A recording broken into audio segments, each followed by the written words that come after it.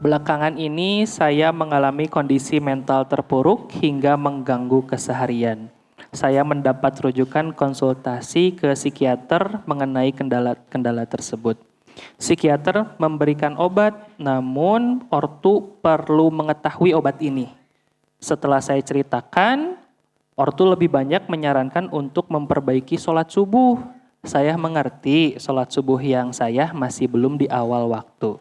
Selain hal spiritual, saya perlu cara juga usahanya. Bagaimana menurut Ustadz? Ya, begini ya. Anda boleh setuju atau tidak dengan pembicaraan saya.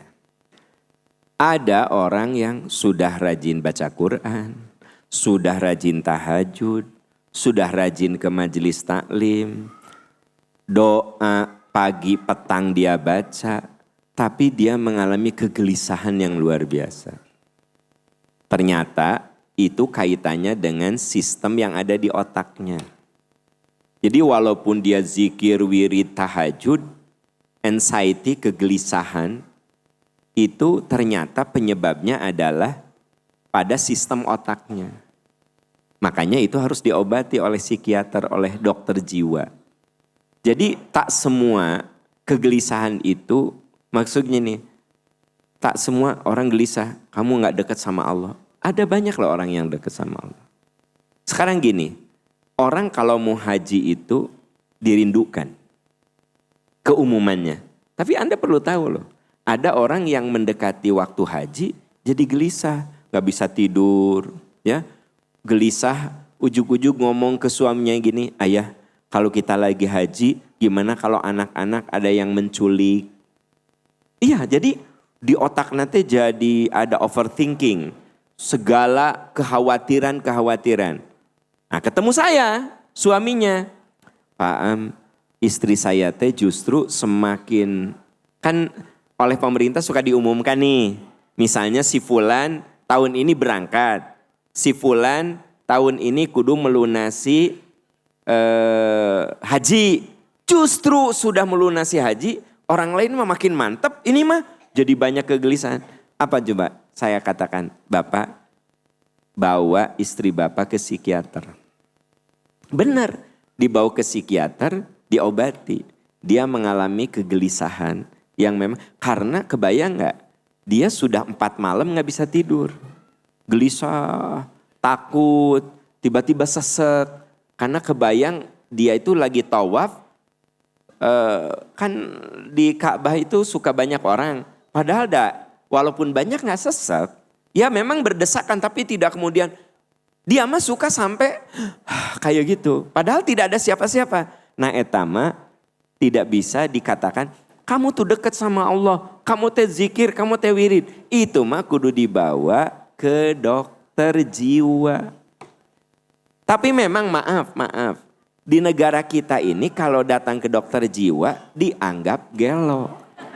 Itu masalahnya.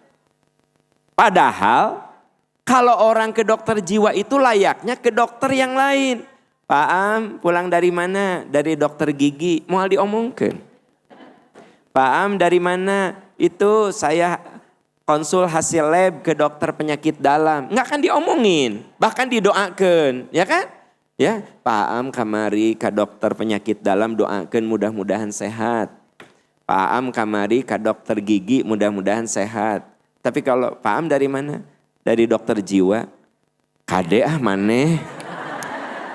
Kamu suka dengar ceramah Pak Amnya. Kade kamari wae dia teh ka dokter jiwa. Urang mah curiga rada gelo. Jadi di kita mah kalau ke dokter jiwa atau ke psikiater teh dianggap.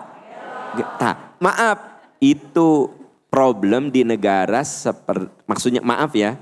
Di negara yang belum maju. Jadi Indonesia itu sebenarnya kalau di kota ya, tapi mungkin di daerah mah. Jadi kita ini sangat beragam. Ya, masih aya ka dokter jiwa tuh dianggap aib.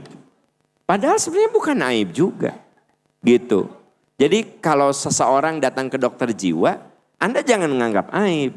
Karena ada sistem otak kita, ada seorang dokter jiwa atau psikiater cerita sama saya. Pak Am, Itu ada orang loh, seperti ada bisikan bunuh diri. Jadi gini, kalau ada gedung yang tinggi, ujug-ujug hoyong naik, luncat aja. Kalau ada tebing, suka pengen loncat. Jadi ada keinginan untuk bunuh diri. Terus ada bisikan, bunuh diri, bunuh diri, bunuh diri. Ada yang berbisik. Tak itu teh, kalau kita mah otakna teh koslet. Mirip seperti motor ibu. Rihting teh ke kanan weh. Padahal teh dicetrekeun. Terus ibu teh belok ke kiri. Nah eta teh bukan salah ibu. Motor ibu bermasalah. Rihting teh tek tek tek tek ke kanan weh. Padahal ku ibu tidak dicetrekeun ke kanan terus. Deh sayang, otak manusia itu kadang-kadang bermasalah kayak gitu. Ada keinginan bunuh diri, ada keinginan loncat dari ketinggian. Nah itu teh nggak bisa dinasehatan. Kamu deket sama Allah, kamu tahajud, nggak bisa. Kudu diobati. Dia minum obat, nanti ada obat yang bisa ngebenerin sistem saraf atau apanya lah. Dokter lebih tahu gitu ya. Jadi konsul aja ke dokter jiwa, jangan ke saya gitu. Beliau bisa menjelaskan itu dan ini. Jadi sebenarnya pertanyaan teteh tadi ya bagus dia ke dokter jiwa. Tapi malah orang tuanya bilang, kamu tena, nu penting benerin sholat subuh kamu sering terlambat sholat subuh kamu. Oke, sholat subuhnya dibenerin. Tapi obat tetap kudu diminum. Ya gitu. Ya.